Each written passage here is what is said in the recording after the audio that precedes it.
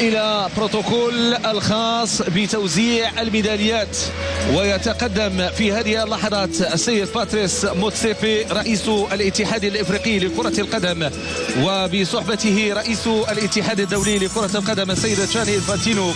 مشاركة هامة لأسماء قادمة من خارج المغرب ومن أعتدي المؤسسات الرياضية العالمية، كما أن هنالك حضور فاعل لوزير التربية الوطنية والتعليم الأولي والرياضة السيد شكيب بن موسى بمعية رئيس الجامعة الملكية المغربية لكرة القدم السيد فوزي لقجع.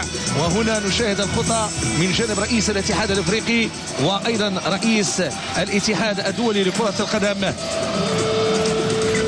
نحو التتويج. أتابع مشاركة السيد عادل الأوجلي وهو رئيس البعثة الليبية بتأكيد عالمي على ذلك. أفضل حارس في هذه البطولة عبد الكريم نبية، دخلت شباكه 6 أهداف، يستحق القفاز الذهبي، يستحق هذه الجائزة على ما قدمه في هذه المشاركة، أليس كذلك هشام؟ أكيد، فهو حارس حافظ على الشباك ديالو من تسجيل عدة أهداف شفناه في المقابلة النهائية، فكان الدور ديالو حاسم في اللقاء النصف النهائي، فيستحق هذه الجائزة. وكذلك الدورة الماضية فكان رضا الخياري اللي خدا أحسن حارس، وبالتالي فهذا شرف لينا والمنتخب ديالنا.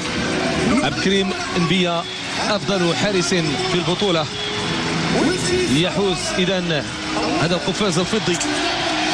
أفضل هداف وأفضل لاعب في البطولة سفيان الشعراوي يتوجه في هذه اللحظات إلى المنصة الرسمية، وسيتسلم من طرف السيد رئيس الاتحاد الدولي لكرة القدم جاني انفانتينو الحذاء الذهبي كأفضل هداف، أفضل اسم وأفضل لاعب حقق مشاركة إيجابية، اللاعب الذي ارتأى أن يكون لاعبا مغربيا ويدافع على الألوان المغربية رغم الإغراءات الهولندية، لكنه وصل مع المنتخب الوطني المغربي لتتويج سريع بكأس الأمم الإفريقية وأيضا تأهل لكأس العالم. أحسن اختيار هشام، هنيئا للشعراوي بهذه الجائزة، وكذلك أحسن اختيار بأنه اختار المنتخب المغربي رغم الإغراءات، وكذلك اختار البطولة الوطنية.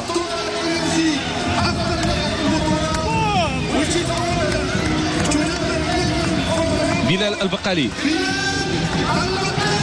أفضل لاعب في البطولة، لاعب استحق هذا اللقب، لاعب قدم مشوارا طيبا لأكثر من مرة، كان مان اوف ذا ماتش، رجل المباراة. أكيد، وفي المقابلة اليوم فشفنا التمريرات ديالو، الأهداف، شفنا الذكاء ديالو، فهو لاعب صراحة، فهو العقل ديال المنتخب المغربي، فصراحة لاعب ذكي وذكي جدا ويستاهل هذه الجائزة، وهنيئا له. فبلال سنوات هو في المنتخب المغربي، كذلك يحافظ على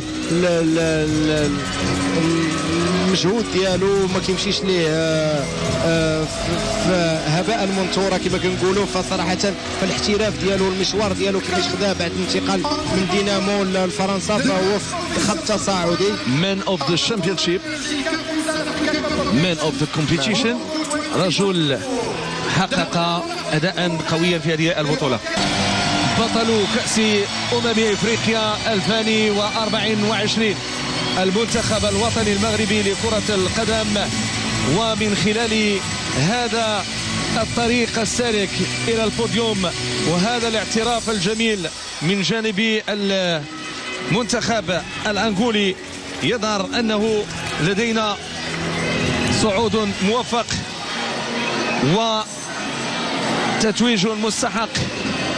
توزيع الميداليات من طرف رئيس الاتحاد الافريقي ورئيس الاتحاد الدولي، هنا توشيح الميداليات ايضا من طرف شكيب بن موسى، سيد شكيب بن موسى وزير التربيه الوطنيه والتعليم الاولي والرياضه، والسيد فوزي لقجع رئيس الجامعه الملكيه المغربيه لكره القدم. والاحتفاليه كبيره في مواجهة اليوم ولقاء اليوم الذي نعم عشنا من خلاله أداء جيدا وأيضا صورة جيدة لكرة القدم الوطنية التي امتعتنا وقدمت مشوارا رائعا. ارفع راسك ونقولها مرة ثانية، أنت مغربي، أنت تستحق الألقاب، أنت تسير نحو الإنجازات، أنت تسير بهذا الشكل لتكون في بوديوم الأبطال الذين يصعدون منصة التتويج ويتألقون في هذه المشاركة الإفريقية في هذا المحفل الإفريقي. تحية لكل الأسماء، تحية لكل اللاعبين فردا اسما، أولهم يوسف جواد المصاب، ثم بقية الأسماء عبد الكريم نبيا، سفيان بوريط، سفيان المسرار، بلال البقالي، إدريس رئيس فني، أنس الدحاني، أنس العيان، عثمان إدريسي، إسماعيل أمازال، هنالك سفيان الشعراوي وعثمان بومزو، محمد شيريدو وخالد بوزيد، وفي مقدمتهم المدرب المتألق الرائع هشام الدقيق.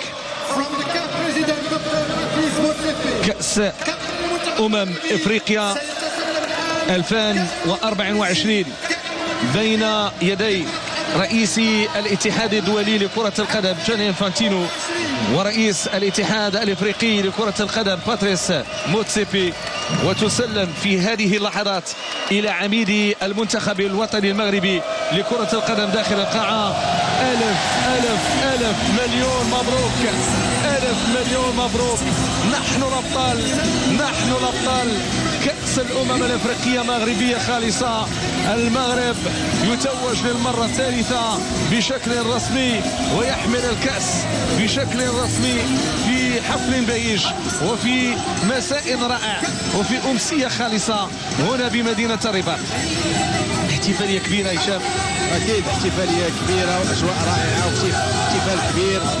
أحسن كأس إفريقيا اللي مرت عبر التاريخ، تنظيميا كرويا جماهيريا، فصراحة فتنظيم رائع جدا. ممتاز.